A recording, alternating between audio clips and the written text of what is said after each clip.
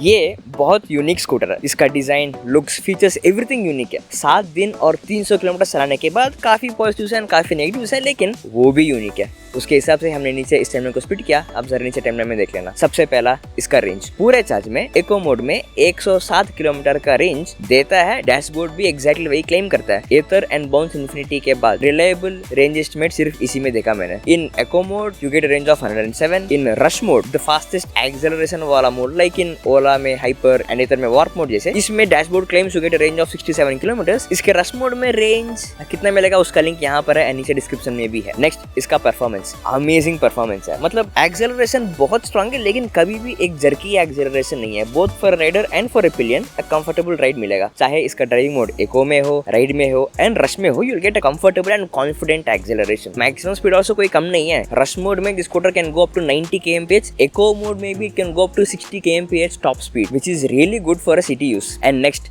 इसका brakes. This scooter comes with front and back disc brake with combined braking system. कहीं पे भी confidence कम होगा ही नहीं। You will have very confident braking, comfortable braking. लेकिन इसमें कुछ इश्यूज है, उसके बारे में मैंने यहाँ बताया। एंड इस ब्रेक्स के साथ you get coasting regeneration in the scooter which is also equally powerful as brakes. लेकिन इसमें भी इश्यूज है, उसके बारे में मैंने यहाँ बताया। लेकिन कोस्टिंग रीजनरेशन आपको इन ए सिटी बहुत काम आएगा। जब आपका चार्ज 80% से कम हो जाएगा, ब्रेक पकड़ने की जरूरत बहुत कम हो जाएगा। अगर कोई स्पीड ब्रेकर आ रहा है, कोई पॉट होल आ रहा है, आपको बस एक्सीलेटर छोड़ के थोड़ा सा गाड़ी को स्लो होने दो and then you have a comfortable ride. इससे फायदा ये भी है कि आपको एक्स्ट्रा रेंज भी ऐड होगा इसमें। लेकिन कोई मैनुअल रीजनरेशन नहीं है, कोस्टिंग रीजनरेशन ही है एंड ब्रेकिंग रीजनरेशन भी है, which will also be sufficient for a city use. Anyway range भी यू विल गेट 110 किलोमीटर। लेकिन इसके अमेजिंग परफॉर्मेंस में भी इश्यूज है, उसके बारे में मैंने यहाँ बताया। नेक्स्ट इसका सीट्स, वेरी ब्रॉड सीट है, वेरी ह्यूज सीट है, समथिंग लाइक एथर रिस्ता का सीट्स। आगे एक राइडर बैठ सकता है, पीछे एक पिलियन, बीच में सामान रखने के लिए भी जगह है। वेरी ब्रॉड सीट है, वेरी कंफर्टेबल कुशी सीट्स है। रोड्स गंदा भी हो, एक कंफर्टेबल राइड मिलेगा because this scooter comes with a really good suspension which will hold the scooter on road really well.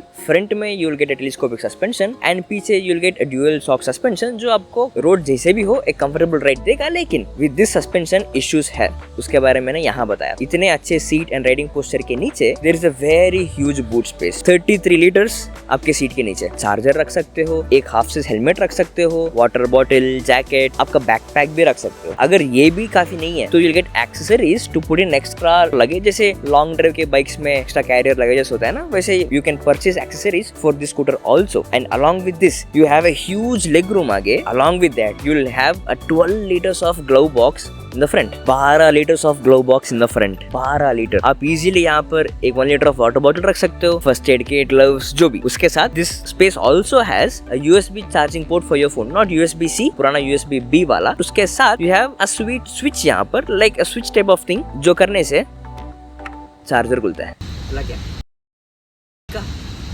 इस चार्जिंग पोर्ट का इंटरेस्टिंग थिंग ये है कि दिस कम्स विद 2 सील्स। एक दिस सील, उसके साथ you have a rubber seal also, जिसको निकालने के बाद you can plug in your charger. Very safe है, अगर बारिश हो या मौसम गंदा हो, जो भी हो, your charger is protected. But इसमें इश्यूज है, उसके बारे में मैंने यहाँ बताया। एंड नेक्स्ट स्कूटर का sitting posture, very comfortable, very relax posture है। There is a huge leg room. अगर आपने आगे लगेज भी रख लिया, पैर कहाँ रखोगे? There is a foot pack for that. उसके लिए इंटरेस्टिंग थिंग उन्होंने ये सोच के बनाया, बैठ के भी खोल सकते हो। आप ड्राइविंग कर रहे हो, रोकने की जरूरी नहीं है। 2 सेकंड्स आप नीचे देखो एंड देन आपके फीट से खोलो। लेकिन इसमें कुछ इश्यूज है, उसके बारे में मैंने यहाँ बताया। इसका handle is really comfortable to use, कोई लर्निंग कर्व है नहीं। सारा बटन्स वही है जो हमको सालों से every scooter and IC engine से हमको आदत होते आया है। लेकिन उसमें भी उन्होंने कुछ इंटरेस्टिंग चीजें किया है। The ignition switch for example, all the other EVs like Ather और iQube, इग्निशन ऑन ऑफ करके ब्रेक पकड़ के you have to press one more switch then on होगा। इसमें उन्होंने दोनों को एक ही में इंटीग्रेट कर लिया। दिस रेड स्विच ऊपर करोगे तो ऑफ, नीचे ऑन, फिर से नीचे को प्रेस करोगे it will start the scooter. Same thing for the headlamp also. Regular mode में you will have the always on light, ऊपर करेंगे तो you will have the high beam like usual. इस स्विच को थोड़ा नीचे को प्रेस करेंगे, खुद डिप कर लेगा। ऐसे हमने कौन से स्कूटर में देखा? हमको हमेशा इस स्विच को ऊपर से टिक टिक टिक करना पड़ेगा। वेरी स्मार्ट डिजाइन है। उसके साथ all the buttons on the handle also are really simple to use, लेकिन उसमें भी इश्यूज है, उसके बारे में मैंने यहाँ बताया। नेक्स्ट इसका डैशबोर्ड वेरी सिंपल डैशबोर्ड है, वेरी कलरफुल है, ज्यादा कॉम्प्लिकेट है नहीं। जो फंडामेंटल्स आपको चाहिए इसमें सब कुछ है। इसका सनलाइट रीडेबिलिटी भी काफी अच्छा है, लेकिन इसमें कुछ इश्यूज है, उसके बारे में मैंने यहाँ बताया। अब ये सारे रेगुलर फीचर्स ठीक है। डैशबोर्ड में एक वेरी इंटरेस्टिंग फीचर जो मुझे पर्सनली बहुत पसंद आया is you have battery meter and the power meter. Battery meter तो आपको दिखाता है for every reduction of charge आपको दिखाता है, लेकिन the power meter is interesting. चाहे आप इको मोड में हो, राइड मोड में हो, रश मोड में हो, आप जितने स्पीड में भी चलाओगे पावर कितना कंज्यूम करते हो दिखाता है। अगर आप फ्लाईओवर के ऊपर चढ़ रहे हो तो पावर ज्यादा कंज्यूम करता है, चाहे स्पीड कम भी हो। नीचे आते हो स्पीड ज्यादा भी हो, power consumption will be very less. This is a very interesting bar, क्योंकि आपको जब चार्ज कम है, रेंज कम है, लेकिन आपको दूर जाना है, you will have to maintain very less power consumption ताकि आपको रेंज ज्यादा आ जाए। This will exactly show you आप कितना पावर कंज्यूम कर रहे हो, ताकि आप उसको कम करें एंड रेंज ज्यादा लाने के लिए कुछ तरीका देखें। इस स्कूटर के डैशबोर्ड के साथ आपको डैशबोर्ड नेविगेशन नहीं आएगा, लेकिन आपके स्मार्टफोन रखने के लिए एक एक्सेसरी है। आप इसके अंदर आपका स्मार्टफोन आराम से रख सकते हो, बारिश हो, जो भी मौसम हो, आपके फोन सेफली अंदर रहेगा and you will have navigation visibility यहाँ पर। एंड नेक्स्ट इसका कलर्स कितना सुंदर है, देखो। This scooter comes in 3 colours, blue, red and yellow. उसका नाम कुछ अलग लिखते हैं on the website, but basically blue, yellow and red, जो देखने के लिए बहुत सुंदर है। And trust me, it is an attention grabber on road. पहले दिन लगा था कि लोग मुझे देख रहे हैं, लेकिन